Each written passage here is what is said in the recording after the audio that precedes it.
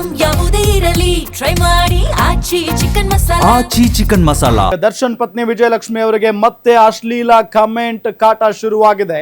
ಇವರೇ ನೋಡಿ ಕ್ರಿಮಿನಲ್ ದರ್ಶನ್ ಹೆಂಡತಿ ಅಂತ ಅವಹೇಳನ ಮಾಡಿದ್ದಾರೆ.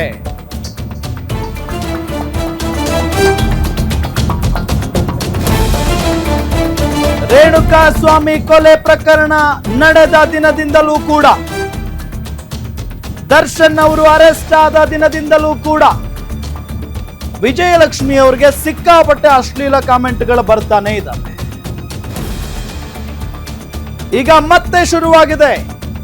ಇವರೇ ನೋಡಿ ಕ್ರಿಮಿನಲ್ ದರ್ಶನ್ ಹೆಂಡತಿ ಅಂತ ಕಮೆಂಟ್ ಮಾಡಿದ್ದಾರೆ, ಅವಹೇಳನ ಮಾಡಿದ್ದಾರೆ. ಗಂಡ ಜೈಲಿನಲ್ಲಿದ್ದಾನೆ, ಈ ರೀತಿಯಾಗೆಲ್ಲ ನಿಂದನಾತ್ಮಕ ಪೋಸ್ಟ್ ಮಾಡ್ತಾ ಇರೋದು. ರ್ಯಾಪಿಡೋ ಡ್ರೈವರ್ ಕಾರಿನಲ್ಲಿ ಓಡಾಟ ಅಂತ ಅಶ್ಲೀಲ ಪದ ಬಳಕೆ ಮಾಡಿದ್ದಾರೆ. ವಿಜಯಲಕ್ಷ್ಮಿ ಸಿನಿಮಾಗೆ ಹೋದ ವಿಡಿಯೋ ಹಾಕಿ ಕೆಟ್ಟದಾಗಿ ಕಮೆಂಟ್ ಮಾಡಿರೋದು.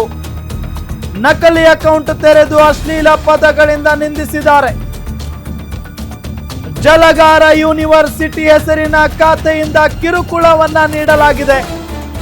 ವೈಯಕ್ತಿಕ ಬದುಕನ್ನ ಗುರಿಯಾಗಿಸಿ ಕಿಡಿಗೇಡಿಗಳು ಟ್ರೋಲ್ ಮಾಡಿದ್ದಾರೆ. ಸೋಷಿಯಲ್ ಮೀಡಿಯಾ ಕಿಡಿಗೇಡಿಗಳ ವಿರುದ್ಧ ವಿಜಯಲಕ್ಷ್ಮಿ ದೂರನ್ನ ಕೊಟ್ಟಿದ್ದಾರೆ. ಸೈಬರ್ ಕಿರುಕುಳಕ್ಕೆ ಬ್ರೇಕ್ ಹಾಕಬೇಕು ಅಂತ ಪೊಲೀಸರಿಗೆ ಮನವಿ ಮಾಡಿಕೊಂಡಿದ್ದಾರೆ. ಟ್ರೋಲ್ ಪೇಜ್ಗಳ ವಿರುದ್ಧ ಕಠಿಣ ಕ್ರಮಕ್ಕೆ ಮುಂದಾಗಿದ್ದಾರೆ ಈಗ ಪೊಲೀಸರು. ನೋಡಿ, ಇದೇ ರೀತಿಯಾಗಿ ಬಹಳಷ್ಟು ಜನ ಈ ಆಕ್ಟ್ರೆಸ್ ವಿರುದ್ಧವಾಗಿ ಅವಹೇಳನ ಪದಗಳನ್ನ ಬಳಸ್ತಾ ಇದ್ರು. ಇದೇ ವಿಚಾರಕ್ಕೆ ಸಂಬಂಧಪಟ್ಟಂತೆ ಡೀಟೇಲ್ಸ್ ಕೊಡ್ತಾರೆ ನಮ್ಮ senior crime reporter Ajay Kumar ನೇರ ಸಂಪರ್ಕದಲ್ಲಿ ಜಾಯ್ನ್ ಆಗಿದ್ದಾರೆ. ಅಜಯ್, ಇದು ಮೊದಲೇನಲ್ಲ, ಈ ಹಿಂದೆನೂ ಕೂಡ ದರ್ಶನ್ ಅವರು ಅರೆಸ್ಟ್ ಆದಂತಹ ಸಂದರ್ಭದಲ್ಲಿ ಅಶ್ಲೀಲವಾಗಿ ಕೆಟ್ಟ ಕೆಟ್ಟ ಪದಗಳಿಂದ ಅವರನ್ನ ನಿಂದಿಸಲಾಗಿತ್ತು. ಜೊತೆಗೆ ಈಗಲೂ ಕೂಡ ಇದು ಕಂಟಿನ್ಯೂ ಆಗ್ತಾ ಇದೆ. ಇದಕ್ಕೆಲ್ಲ ಬ್ರೇಕ್ ಹಾಕೋದು ಯಾವಾಗ ಅಂತ? ಖಂಡಿತವಾಗ್ಲೂ ರಾಮ್, ಈ ಹಿಂದೆನೂ ಕೂಡ ಕೆಲ ತಿಂಗಳ ಹಿಂದೆ ಕೂಡ ಅಷ್ಟೇ ನಟಿ ರಮ್ಯಾಗೂ ಕೂಡ ಇದೇ ರೀತಿಯಂತ ಒಂದು ಕಮೆಂಟ್ಸ್ ಕಾಟ ಕೂಡ ಇತ್ತು. ಆನಂತರ ಅವರನ್ನ ಏನು ಯಾರ್ಯಾರು ಕಮೆಂಟ್ಸ್ ಮಾಡಿದ್ರು ಆ ರೀತಿಯಾಗಿ ಅವರನ್ನ ಕೂಡ ಜೈಲಿಗೆ ಕಳಿಸುವಂತ ಕೆಲಸಕ್ಕೂ ಕೂಡ ಸೈಬರ್ ಪೊಲೀಸರು ಜೊತೆಗೆ ಸಿಸಿಬಿ ಪೊಲೀಸರು ಕೂಡ ಮುಂದಾಗಿದ್ರು.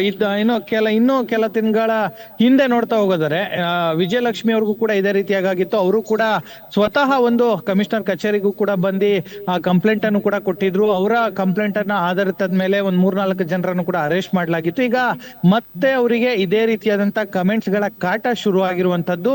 ಅಂದ್ರೆ ಯಾವ್ದೋ ಒಂದು ಫೇಕ್ ಅಕೌಂಟ್ ಅನ್ನ ತೆಗೆಯುವಂತದ್ದು. ಇದರಲ್ಲೂ ಕೂಡ ಪ್ರಮುಖವಾಗಿ ಜಲಗಾರ ಯೂನಿವರ್ಸಿಟಿ ಅಂತ ಹೇಳಿ ಒಂದು ಫೇಕ್ ಒಂದು ಅಕೌಂಟ್ ಅನ್ನು ಕೂಡ ಕ್ರಿಯೇಟ್ ಮಾಡಲಾಗಿದೆ. ಆ ಒಂದು ಫೇಕ್ ಅಕೌಂಟ್ ಕ್ರಿಯೇಟ್ ಮಾಡಿ ಅವರಿಗೆ ಅಸಭ್ಯವಾಗಿ, ಅವಾಚ್ಯವಾಗಿ ಮತ್ತೆ ಕೆಲವೊಂದು ನಿಂದನೆ ಪದಗಳನ್ನು ಕೂಡ ಅವರಲ್ಲಿ ಯೂಸ್ ಮಾಡಿದ್ದಾರೆ. ಸೊ ಈಗ ಅದೆಲ್ಲವನ್ನು ಕೂಡ ಈಗಾಗಲೇ ಏನು ಸಂಬಂಧಪಟ್ಟ ಕೆಲ ಪೊಲೀಸ್ ಅಧಿಕಾರಿಗಳಿಗೂ ಕೂಡ ಅವರು ತಿಳಿಸಿದ್ದಾರೆ ಅನ್ನೋ ಮಾಹಿತಿ ಕೂಡ ಇರುವಂತದ್ದು. ಅಂದ್ರೆ ಈ ಒಂದು ಕಮೆಂಟ್ ವಿಚಾರವಾಗಿ ಹೀಗೆ ಹೋಗಿ ಕಂಪ್ಲೇಂಟ್ ಅನ್ನ ಯಾವುದೇ ರೀತಿಯಾಗಿ ಇನ್ನೂ ಲಾರ್ಜ್ ಆಗಿಲ್ಲ. ಆದ್ರೆ ಸಂಬಂಧಪಟ್ಟಂತ ಕೆಲವೊಬ್ರು ಪೊಲೀಸರಿಗೂ ಕೂಡ ಈ ಒಂದು ವಿಚಾರಕ್ಕೆ ಹೇಳಿದ್ದಾರೆ. ಈ ಒಂದು ವಿಚಾರ ಯಾವ ರೀತಿಯಾಗಿ ಆಗ್ತಾ ಇದೆ ಅಂತ ಹೇಳಿ ಅಂತ ಕೂಡ ಗೊತ್ತಾಗ್ತಾ ಇರುವಂತದ್ದು. ಸದ್ಯ ಪೊಲೀಸರು ಕೂಡ ಅದನ್ನ ಪರಿಶೀಲನೆ ಮಾಡ್ಬೇಕಾಗತ್ತೆ, ಯಾವ ಅಕೌಂಟ್ ಇದು ಏನು ಅಂತ ಹೇಳಿ. ಅಂದ್ರೆ ಅಧಿಕೃತವಾಗಿ ಕಂಪ್ಲೇಂಟ್ ಕೊಟ್ರೆ ಮಾತ್ರ ಇವೆಲ್ಲವೂ ಕೂಡ ಸಾಧ್ಯವಾಗುತ್ತೆ. ಆದ್ರೆ ಈವರೆಗೂ ಕೂಡ ಅದೇ ಅಧಿಕೃತವಾದಂತ ಕಂಪ್ಲೇಂಟ್ ಆಗಿಲ್ಲ. ಆದ್ರೆ ಕೆಲವೊಬ್ರು ಅಡ್ವೊಕೇಟ್ ಆಗಿರ್ಬೋದು, ಜೊತೆಗೆ ಅವರಿಗೆ ಫ್ರೆಂಡ್ಶಿಪ್ ಅಲ್ಲಿ ಇರುವಂತ ಕೆಲವೊಬ್ರು ಪೊಲೀಸರಾಗಿರ್ಬೋದು, ಅವರ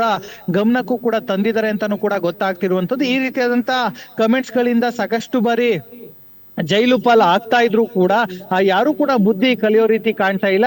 ಸುಮ್ಮನೆ ಅವರ ವೈಯಕ್ತಿಕ ಜೀವನವನ್ನ ಏನು ಮತ್ತೆ ಸೋಷಿಯಲ್ ಮೀಡಿಯಾದಲ್ಲಿ ಹಾಕುವಂತದ್ದು, ಕೆಟ್ಟ ಪದಗಳನ್ನ ಬಳಸುವಂತದ್ದು, ಅವಾಚ್ಯ ಶಬ್ದಗಳಿಂದ ನಿನ್ಸುವಂತದ್ದು, ಅಶ್ಲೀಲವಾಗಿ ಮಾತನಾಡುವಂತದ್ದು, ಈ ರೀತಿಯಾಗೆಲ್ಲ ಮಾಡ್ತಾ ಇರುವಂತದ್ದು ಸರ್ವೇ ಸಾಮಾನ್ಯ ಆಗಿರುವಂತದ್ದು. ಸೊ ಈಗ ಮುಂದಿನ ದಿನಗಳಲ್ಲಿ ಇವರು ಮತ್ತೆ ಕಾನೂನಿನ ಹೋರಾಟ ಮಾಡಿ ಅಂದ್ರೆ ಕಂಪ್ಲೇಂಟ್ ಅನ್ನ ಕೊಡ್ತಾರ ಅಂತ ನಾವು ಸಹ ಕಾದ್ ನೋಡ್ಬೇಕಾಗಿದ್ದಾರೆ. ಓಕೆ, ಥ್ಯಾಂಕ್ ಯು ತಮ್ಮೆಲ್ಲ ಮಾಹಿತಿಗಾಗಿ.